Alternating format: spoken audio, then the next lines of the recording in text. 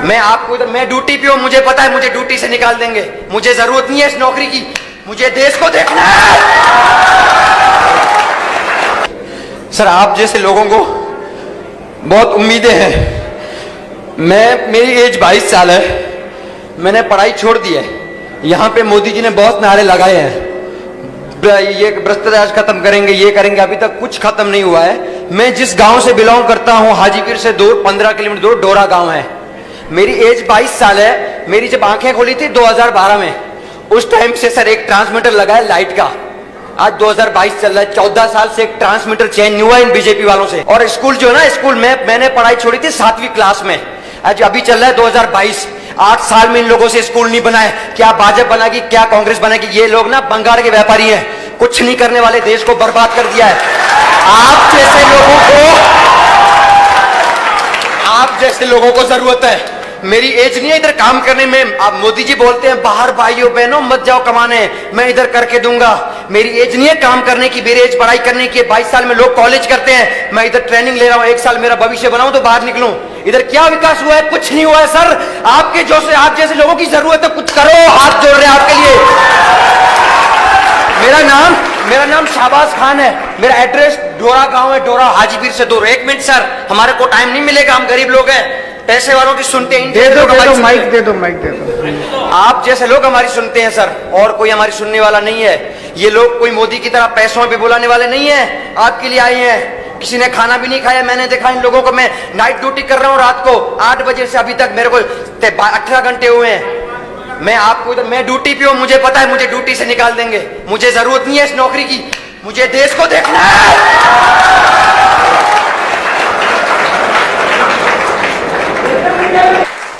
एक यहाँ पे जो भाई था वो बहुत उत्तेजित था, 22 साल की उम्र उसकी। बात उसकी बिल्कुल सही है कि ये कोई काम करने का टाइम थोड़ी था, ये तो पढ़ाई लिखाई करने का टाइम था। और बीजेपी और कांग्रेस ने लाखों करोड़ों युवाओं का कैरियर खराब कर दिया, उनका भविष्य खराब कर दिया। उसी के लिए तो हम लोग आए हैं, उसी के लिए तो आम आदमी पार्टी बनाई। नहीं तो अगर ये बीजेपी कांग्रेस वाले कुछ कर देते तो आम आदमी पार्टी बनाने की जरूरत ही क्या थी? मैं भी आप ही की तरह हूं, अपना अच्छा खासा घर पे काम करता था, मेरे को क्या जरूरत थी इधर उधर जाने की। लेकिन ये बीजेपी और कांग्रेस वालों ने 70-75 साल में कुछ नहीं किया, इसीलिए जनता को इकट्ठे होकर अब अपनी पार्टी बनानी पड़ी। एक है नॉन टीचिंग ड्यूटीज देते हैं, ये बिल्कुल गलत बात है। दिल्ली में बंद कर दिया हम लोगों ने, पंजाब में भी बंद कर दिया। किसी टीचर को पढ़ाने के अलावा कोई ड्यूटी नहीं दी जाएगी। अपने देश में शिक्षा व्यवस्था का इन्होंने कबाड़ा कर दिया है, मतलब जम के कबाड़ा कर दिया है इन लोगों ने। जो एक मिडिल क्लास वाला आदमी है वो अपने बच्चों को प्राइवेट स्कूल में भेजता है, और प्राइवेट स्कूल वालों ने लूट मचा रखी है। सारे खराब नहीं है, 2-4 ठीक भी हैं, लेकिन मोटे मोटे तौर पे यूनिफॉर्म के नाम पे, किताबों के नाम पे, development fees, picnic fees, library fees, फलानी फीस, ढिमकी फीस, और हर साल अनऑप्शनल फीस बढ़ा देते हैं और सरकार कुछ नहीं करती। मुझे बताया गया कि गुजरात के अंदर तो इन्होंने एक फीस कमेटी बनाई, फीस कमेटी बनाई थी इन पे फीस कंट्रोल करने के लिए। उस फीस कमेटी ने कंट्रोल नहीं किया। स्कूल फीस बढ़ाते हैं और वो उस पर ठप्पा लगाती जाती है, स्कूल फीस बढ़ाते हैं वो उस पर करते हैं कि नहीं करते फीस कमेटी? तो प्राइवेट वालों ने गुंडागर्दी मचा रखी है। एक आदमी बेचारा अपने बच्चों को, एक माँ बाप क्या चाहते हैं? वो चाहते हैं मेरा बच्चा अच्छा पढ़ लिख जाए, पढ़ लिख जाएगा तो कुछ बन जाएगा जिंदगी में। बड़ी मुश्किल से एडमिशन होते हैं स्कूलों के अंदर, प्राइवेट स्कूल में कितनी मुश्किल से एडमिशन होते हैं। तो कोई माँ बाप जो है स्कूल वालों के खिलाफ बोलना नहीं चाहता, नहीं तो बच्चे को निकाल देंगे। तो माँ बाप मजबूरी के अंदर प्राइवेट स्कूलों की गुलामी करते हैं, और ये सरकारें प्राइवेट स्कूलों से पैसे खाती हैं। ये आधे से ज्यादा प्राइवेट स्कूल इनके अपने हैं, इन नेताओं के चलते हैं प्राइवेट स्कूल, इसलिए प्राइवेट स्कूलों के खिलाफ कुछ काम नहीं करते। तो आधे से ज्यादा लोग इसलिए दुखी हैं। अभी मैं पढ़ रहा था, गुजरात के अंदर लगभग 44 लाख बच्चे प्राइवेट स्कूलों में पढ़ते हैं,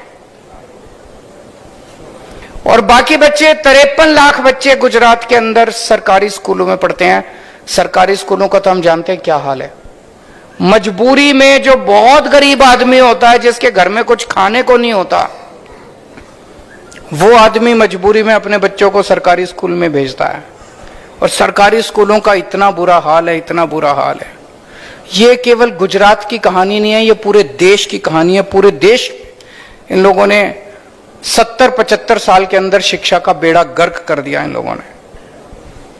अगर हमें भारत को दुनिया का नंबर 1 देश बनाना है, अगर हम चाहते हैं कि भारत विश्व गुरु बने, हम चाहते हैं कि भारत अमीर देश बने, हम चाहते हैं कि भारत दुनिया का नंबर 1 देश बने, तो भाषणबाजी से नहीं होगा।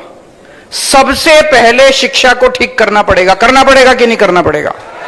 बिना शिक्षा को ठीक किए भारत नंबर 1 देश नहीं बन सकता, भारत अमीर देश नहीं बन सकता। भारत अमीर कैसे बनेगा? भारत अमीर तब बनेगा जब हर भारतीय अमीर बनेगा। ऐसे तो नहीं हो सकता ना कि भारत के लोग तो गरीब रह जाएं और हम कहते भारत अमीर बन गया। जब हर भारत का आदमी, हर भारतवासी अमीर बनेगा, तभी तो भारत अमीर बनेगा। और जिस दिन भारत का हर आदमी अमीर बन गया, भारत अपने आप अमीर बन जाएगा। तो मेरा मकसद है हर गरीब आदमी को अमीर बनाना। गरीब आदमी अमीर कैसे बनेगा? मैं आपको उदाहरण देता हूं। दिल्ली के अंदर हमने शिक्षा शानदार कर दी है, सरकारी स्कूल बहुत अच्छे कर दिए। अभी आपके गुजरात के 30-40 पत्रकार आए थे, बोले केजरीवाल का भंडा फोड़ के आएंगे। ये यहां पे आता है गुजरात में, कहता है हमने स्कूल अच्छे कर दिए, अस्पताल अच्छे कर दिए। ये 2-3 दिन घूमे, इतना खुश हुए। जब मुझसे मिलने के लिए आए, बोले सर ये विरोधी जो मर्जी बोले, लेकिन आपने शिक्षा और स्वास्थ्य के अंदर गजब का काम किया है। आज दिल्ली के सरकारी स्कूलों के अंदर जो बच्चे पढ़ते हैं, गरीबों के बच्चे, अब तो मिडिल क्लास के बच्चे भी सरकारी स्कूल में आने लगे हैं। गरीबों के बच्चे, रिक्शे वाले के, मजदूर के बच्चे, किसान के जो बच्चे पढ़ते हैं, अब उन बच्चों के इंजीनियरिंग में एडमिशन होने लग गए। जैसे एक मैं उदाहरण देता हूं, एक कुशाल गर्ग है, 12वीं में पढ़ता था। उसके पिताजी कारपेंटर का काम करते हैं, मुश्किल से 8-10 हजार रुपए महीना कमाते हैं। कुशाल गर्ग कहता है कि मैं जब 7-8 साल पहले, जब हमारी सरकार नहीं बनी थी, उसके पहले वो सोच भी नहीं सकता था कि वो कुछ कर पाएगा, क्योंकि स्कूलों का बहुत बुरा हाल था। इस बार कुशाल गर्ग का all India institute of medical sciences में डॉक्टरी में हुआ है, डॉक्टर बनेगा अब कुशाल। ऑल इंडिया इंस्टीट्यूट में एडमिशन मिलना सबसे मुश्किल होता है, पृथ्वी के ऊपर सबसे मुश्किल है। उस लड़के का ऑल इंडिया इंस्टीट्यूट में वो डॉक्टर बनेगा। सोच के देखो, जिस दिन वो डॉक्टर बनेगा उसकी स्टार्टिंग तनख्वाह 3-4 लाख रुपए महीना होगी। आज उसके पिताजी 8,000 रुपए कमाते हैं। तो उनका घर की गरीबी दूर हुई कि नहीं हुई? हो गई ना हुई? एक और बच्चा है, सोमेन करके है शायद, सोमेन गौर, नाम भूल गया मैं। वो बच्चा, उसके पिताजी प्लम्बर का काम करते हैं, वो भी 8-10 हजार रुपए महीना कमाते हैं। उस बच्चे का आईआईटी में कंप्यूटर साइंस में एडमिशन हो गया। मैं भी आईआईटी से पढ़ा हूं, मेरा भी कंप्यूटर साइंस में नहीं हुआ था। उसका आईआईटी में कंप्यूटर साइंस में। आप सोच के देखो, इस देश के अंदर एक गरीब आदमी का बच्चा अभी तक कभी कोई सपना भी नहीं देख सकता था, गरीब का बच्चा, कि मैं डॉक्टर बनूंगा, इंजीनियर बनूंगा। और जब इनके बच्चे, गरीबों के बच्चे ये सब बनना चालू होंगे, तो इन सभी परिवारों की गरीबी दूर होगी। और जब इन सभी परिवारों की गरीबी दूर होगी, तभी तो भारत आगे बढ़ेगा, तभी तो भारत अमीर बनेगा। मैं आज वहां पे बता रहा था, पूरे भारत में 17 करोड़ बच्चे ऐसे हैं, 17 करोड़ जो सरकारी स्कूलों में जाते हैं। इन 17 करोड़ बच्चों का भविष्य अंधकार में है। अगर दिल्ली के अंदर हम 18 लाख सरकारी स्कूलों के बच्चों का भविष्य सुनहरा कर सकते हैं, तो देश के अंदर 17 करोड़ बच्चों का भी भविष्य सुनहरा किया जा सकता है। और गुजरात के अंदर भी 53 लाख बच्चों का भविष्य सुनहरा किया जा सकता है। गुजरात के अंदर भी अगर हम इन सरकारी स्कूलों को ठीक कर दें, एक जनरेशन के अंदर, कुछ सालों के अंदर आप देखेंगे कि सब परिवारों के अंदर खुशहाली आने लग गई। सबके बच्चे, किसी का बच्चा कुछ बनेगा, किसी का बच्चा कुछ बनेगा और अपने माँ बाप की गरीबी दूर करेगा। इसी से भारत आगे बढ़ेगा, तभी गुजरात आगे बढ़ेगा। नहीं तो बातें बहुत बड़ी बड़ी करते हैं ये लोग, करते कुछ नहीं है। तो दिल्ली के अंदर हमने 2-3 चीजें करी।